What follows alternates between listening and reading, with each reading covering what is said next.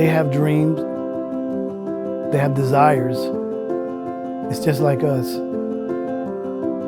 The freedom to eat, the freedom to live by themselves, sometimes the freedom just to take a shower without somebody asking them, are you taking a shower? And it's hard to sell something if you don't believe it. And when you see it with your own eyes and you've seen it accomplished, it's easier to believe. Well, the Charles Lea Center is a private nonprofit. We're a human service provider. We serve people with disabilities in a variety of different programs. We serve them through our employment services. We have a rather large residential program with a real focus on people living more independently. But generally, we serve about 1,600 people a year. Really making sure that we meet their dreams and their goals. I think it's very important for us to really understand what a person wants and how they want to live, and what they want to be able to do with their lives. And then it really becomes our job to figure that out. Hello. In what way, what kind of services, what kind of supports, or what kind of resources do we need to put to support someone? So what I do? We're considered really the second largest provider in South Carolina, and more recently we were able to also branch out into North Carolina as well. Our transition to technology here at the center probably started about 11 years ago. I've been turning my TV. And that transition, we would go to different conferences and other things, and we were exposed to technology and potentially how it could impact people's lives with disabilities to be more independent.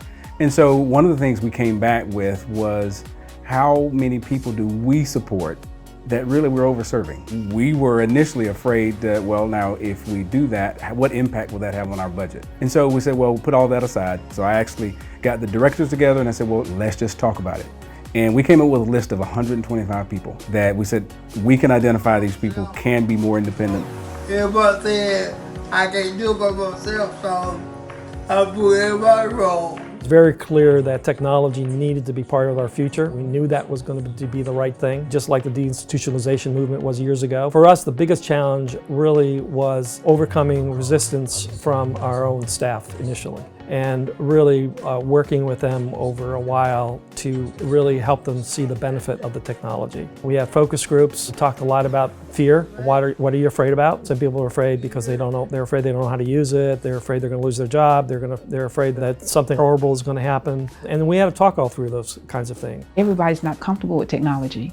Everybody's not comfortable with change. It's going to take a lot of patience. You have some families who are just like, absolutely not. I will not have a camera or a sensor. It takes meetings, it takes demonstrations and all, so that, you know, they can get to that point where they're like, oh, okay, this might be okay. I can't expect the staff that I support to be able to train the individuals that we support if I don't train my staff on the technology that we're using.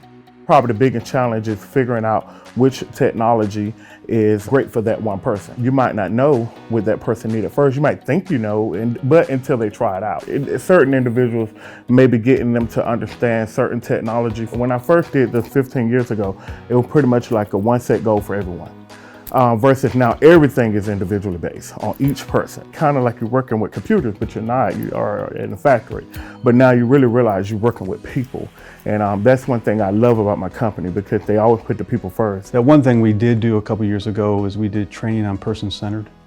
And I think that's really set the culture for this organization. If you look at the Charles Lea Center, you know, with technology, and we've done it on our own. When you look at our budget, we build in enabling technology. And we did it through funding, through our foundation. Senior leadership has really taken it on. That's been very helpful. You know, starting out is going to get expensive, but you know, we've been doing this for a while. The benefits start to happen. Our transition program is called the STEP program, Supporting Transition, Equipping People. And that program basically was the birth of everything that we do now, because out of that came the technology we wanted to use. Out of that came the safeguards we wanted to put in place. Out of that came the training that we wanted for the people supported, and the model of what we wanted the DSPs to provide for the people they support. We formalized a process, so we do an intake, we do an assessment. Branched out of that was a lot of different support models that we created. You know, we're here at the Jonathan Dodd Technology Training Center, and Jonathan was actually very instrumental. He lived in the community. The waiver did not provide funding for him to have overnight staff. And so they paid someone to sleep on the couch. And they did this for 5 years. And so he said, well, I heard about the Charles Lea Center. I think you're doing some things with technology. Can you help me? He said, I'd always told people I'm gonna live more independently. And everybody's like, we really don't think so. Jonathan, one, could stay in his own apartment. He now also could manipulate and control everything in his apartment, from his air, his TV. He was a huge football fan. He could watch his Sports Center, ESPN. He could do everything he wanted. And we were very successful. And actually doing that, we created what we call a homes program, to where we're going to support you in your home to be as independent as you want to be.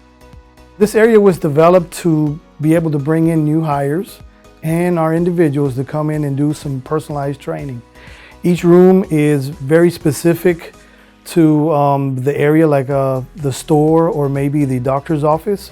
And so when a person comes in, they'll do a tour. Each iPad has its own training module. After the tour, they'll go to their home, and then the program manager will ask them to come over here, and they'll come over here with an individual, and they'll have a one-on-one where we can centralize all the technology that we want to put in the homes, and staff and individuals can come, try it, borrow it, and to see if it works. We have everything from the Oculus Quest, we have Alexas, we have med dispensers. So the idea of this area is to not just train, but also create a relationship between the staff and the person they're serving.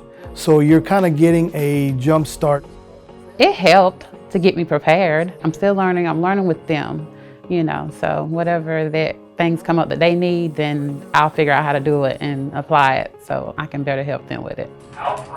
Like you'll use it in front of them and say, you see how this does this or whatever, and then eventually they'll like it because they'll say, oh, okay, I can do that. Echo, practice red light. We learn every day. We can't stop learning. When you stop learning, you stop growing. Make sure to look both ways. It feels good, individuals, to accomplish the smallest dreams, to do things that they never thought that they would do, or the families. We have to sit down as a team, and with them, it can't be one fits all. It has to be what that person needs. Once you achieve one goal, then you want to go on to achieve bigger goals, and you'll want them to do better, because not only do they make you proud, but they make themselves proud. We had a lady whose difficulty was really remembering to take medications.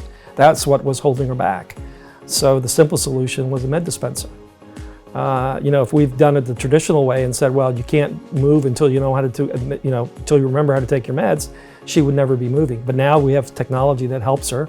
As a result, she's now living in her own apartment. And I'm not saying every situation is that easy, but certainly it becomes a vehicle to be able to remove some of the barriers that may have been there previously.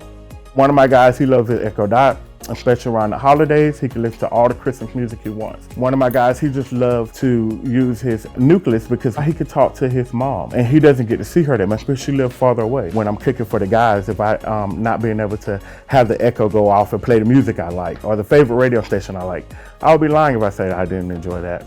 Most people see what we call shiny object syndrome. Everybody likes the big shiny stuff, but nobody, thinks about, like, we have shoes that lace themselves up to where you don't have to tie someone's shoes. I mean, you don't think about how many times a DSP may have to help support a person by tying their shoes. We have a shortage of direct support professionals, no doubt, but the area that we have the least amount of turnover in is in our community transitional program, to where they're supporting people who are living in the community, utilizing technology, or more independent in their own home. And what we found to be true is because the work is not the same. You're helping people navigate more of life, just like we do, helping people navigate the community. The biggest key for job satisfaction with my company is the growing, and keeps technology open, makes my job easier and more fun. My favorite thing is being able to not be at work at 11 o'clock at night. I mean, I can get off at, if something emergency come up and I have to leave at 5 or something, I'm okay with knowing that there is a way for them to communicate with me as if I'm there. One of the things that attracted me to the Charles Lea Center was the idea of so much innovation being pushed every single day. One day is not going to be the same as the next. It just excites me to be able to have that kind of experience in sort of a surprising way, because I didn't come from the human services area, so I didn't expect to find it here, but so far it's been fantastic. This is their life. They want to be in control of their life and be in control of the things that they do and what goes on in their world. Just like me, I am very, very proud to even be a part of an organization that offers so much. There's no limit. Whatever it is that, you know, the individuals feel that they want to do or they want to be, then they can do that. Don't tell somebody you cannot do something. I think you can. You think you can do it. You do anything you think you're about to. Helps them to have their privacy. They can't wait till I get ready to go home. I can tell that they're just like, you about ready to go home? And they come check on me every so often and be like, oh, you still here? Like, yeah. It's kind of like, this is my home when the staff leave. What we're trying to do is make sure that we make lasting relationships with them. So my guys are like my family. You know, the future that I envision is, of course, continued growth. Just getting the word out and helping people see that, you know, there is a different way of providing services in the 21st century. We think it's very important to be on the cutting edge of what the technology is out there right now, but you got to get the right people on the bus, as they say, to help us move forward. And it took us a few years to do that. It was a bumpy ride. But if you're going to go in with the idea that it's just a matter of buying a couple of pieces of the technology and therefore we are a technology organization, you're not going to be successful. I mean, you have to change your entire culture and your entire way of thinking about how you provide services, and technology becomes a piece of that. And when it becomes a piece of that and becomes part of your vocabulary, part of your DNA, then you're going on the right track. It takes work, it takes time, it takes commitment, and it has to be leadership driven, but well worth it.